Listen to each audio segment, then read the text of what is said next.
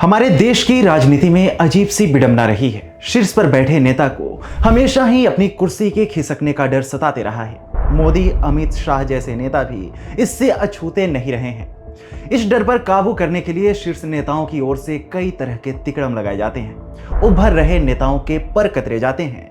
दिग्गज नेताओं को साइडलाइन कर दिया जाता है।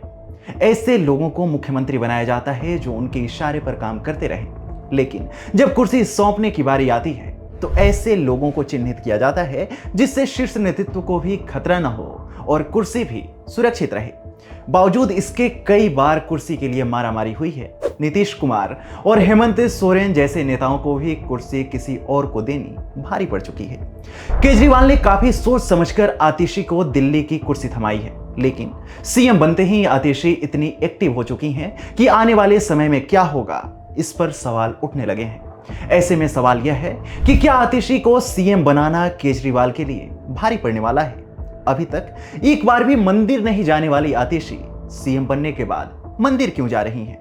आतिशी के सीएम बनते ही आम आदमी पार्टी सरकार की कैबिनेट इतनी एक्टिव कैसे हो गई कि नेता दिल्ली की सड़कों पर उतरकर मुआयना करने लगे?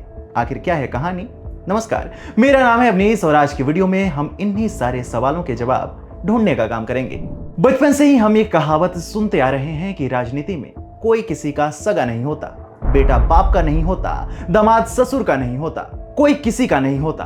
अपनी राजनीतिक महत्वाकांक्षाओं के लिए नेता किसी भी रिश्ते की तिलांजलि दे सकते हैं। इसके कई उदाहरण हम भारतीय राजनीति में भी देख चुके हैं। ऐसे में आतिशी पर भरोसा जताना भी केजरीवाल को भारी पड़ सकता है। वो कैसे? चलिए समझते हैं। आतिशी काफी पढ़ी लिखी नेताओं में से एक है, या ये भी कहा जा सकता है कि आम आदमी पार्टी की सबसे पढ़ी लिखी नेता है। शराब कांड में जब आम आदमी पार्टी का शीर्ष नेतृत्व जेल में था तो आतिशी और सौरभ भारद्वाज जैसे नेताओं ने सरकार से लेकर जमीन तक सब कुछ संभाला था। सबसे ज्यादा मंत्रालय आतिशी के पास थे और उन्होंने सभी मंत्रालयों के काम बखूबी संभाले। स्वाति मालीवाल केस में आतिशी के एक्टिवनेस ने उन्हें शीर्ष नेतृत्व के और करीब ला दिया। यही कारण था कि जब चुनने की बारी आई तो केजरीवाल ने आतिशी को चुना। सीएम बनने के बाद अपने पहले प्रेस कॉन्फ्रेंस में आतिशी ने बगल में एक कुर्सी खाली रखी, खुद को भरत के समान बताया। इससे पहले सिसोदिया खुद को लक्ष्मण के समान बता चुके हैं। इसका सीधा मतलब यही है कि केजरीवाल इन लोगों की नजरों में प्रभु श्री राम हैं, जो शराब कांड में दिल्ली के तिहाड़ जेल में बनवास पर गए थे। मीडिया रिपोर्ट्स के मुताबिक वामपंथ के करीब माने जाने वाली आतिशी सीएम बनते ही सीधे सीपी के प्राचीन हनुमान मंदिर पहुंच गई। उससे पहले शायद ही उन्हें कभी मंदिरों में ऐसे दर्शन करते हुए देखा गया था। इसे आम आदमी पार्टी की सॉफ्ट हिंदुत्व वाली छवि को बढ़ाने के एक प्रयास के रूप में देखा गया। उसके बाद आतिशी ने सरकार की कई ऐसी योजनाओं को मंजूरी दी है जिसका सीधा लाभ आने वाले समय में दिल्ली विधानसभा चुनाव में देखने को मिलेगा। कोरोना वॉरियर्स को 1-1 करोड़ रुपए की सम्मान राशि देने का मामला हो या फिर दिल्ली की महिलाओं को मुख्यमंत्री महिला सम्मान योजना के जरिए 1000 रुपए हर महीने देने का मामला हो, आतिशी के हस्ताक्षर से अब दिल्ली के सारे काम हो रहे हैं। दिल्ली सरकार के मंत्री आतिशी के इशारे पर काम कर रहे हैं। आज दिल्ली कैबिनेट सड़कों पर उतरी और स्थिति का आकलन किया तो यह आतिशी के इशारे पर ही किया गया।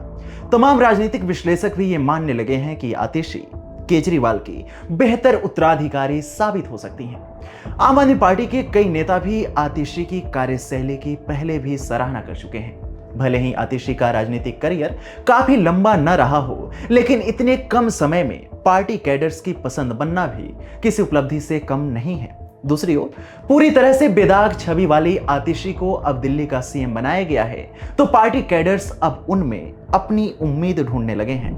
आम आदमी पार्टी के जो नेता पिछले कुछ हफ्तों तक जमीन पर नहीं उतरे थे, वे अब जमीन पर उतरकर स्थिति का आकलन कर रहे हैं। आने वाले कुछ ही महीनों में दिल्ली में चुनाव है, यह इसका असर भी हो सकता है, लेकिन इसके पीछे आतिशी की रणनीति को भी नकारा नहीं जा सकता। इससे इतना तो साफ हो गया है कि आतिशी शीर्ष नेतृत्व के आगे खुद की तगड़ी दावेदारी पेश करने की तैयारी में है। आने वाले चुनाव में वो थाली में सजाकर सीएम की कुर्सी केजरीवाल को परोसेंगी, इसकी संभावना काफी कम नजर आती है। कलयुग के राम और लक्ष्मण शराब घोटाले के मामले में तिहाड़ की यात्रा के बाद जमानत पर बाहर है। ऐसे में कलयुग के भरत पर भी चीजों को लेकर उतना ही भरोसा किया जा सकता है जितना भरोसा रावण को विभीषण पर था और बाली को सुग्रीव पर था। इससे इतर अगर देखें तो अरविंद केजरीवाल और आम आदमी पार्टी पर दिल्ली की जनता का भरोसा पहले की अपेक्षा थोड़ा डगमगा गया है। पार्टी को 2013 में इसलिए 28 सीटें मिली थी क्योंकि लोगों के मन में यह विश्वास था कि यह बिल्कुल नए तरीके की पार्टी है जो कांग्रेस और बीजेपी की तरह नहीं है। 2014 लोकसभा चुनाव में 7 सीटें हारने के बाद पार्टी विधानसभा चुनाव में 67 सीटें जीतने में कामयाब रही। उस समय नायब इमाम की मुस्लिम लोगों से वोट देने की अपील पर पार्टी ने कहा था कि हमें आपके फतवे की जरूरत नहीं है। ये वो जज्बा था जिसने पार्टी को बिल्कुल अलग दिखाया। लेकिन 2018-19 आते ही पार्टी ने सॉफ्ट हिंदुत्व की राह पकड़ ली। हनुमान चालीसा का पाठ हो या फिर मंदिरों का भ्रमण, यह सब 2018-19 के बाद से ही शुरू हुआ। उसके बाद एक एक करके आम आदमी पार्टी की सरकार पर भ्रष्टाचार के कई आरोप लगे, शीर्ष नेता जेल भी गए। यही कारण है कि पार्टी को लेकर लोगों के विश्वास में भी कमी आई है और लोग यह समझ चुके हैं कि आप पार्टी भी कोई अलग तरह की पार्टी नहीं है।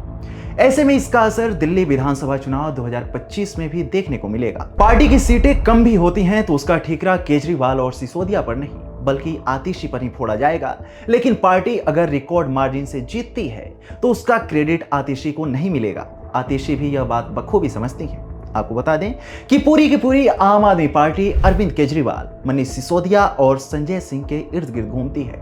इन्हीं में इतना पावर है कि विधायकों को इधर उधर कर सकें। ऐसे में आने वाले समय में दिल्ली में भी नीतीश कुमार और जीतनराम मांझी या हेमंत सोरेन और चंपई सोरेन जैसा कांड होगा या आतिशी अपनी राजनीतिक महत्वाकांक्षाओं को दफन कर देंगी, इस पर सभी की नजरें टिकी हुई हैं। खैर, आप इस मसले को लेकर क्या सोचते हैं हमें कमेंट सेक्शन में जरूर बताएं।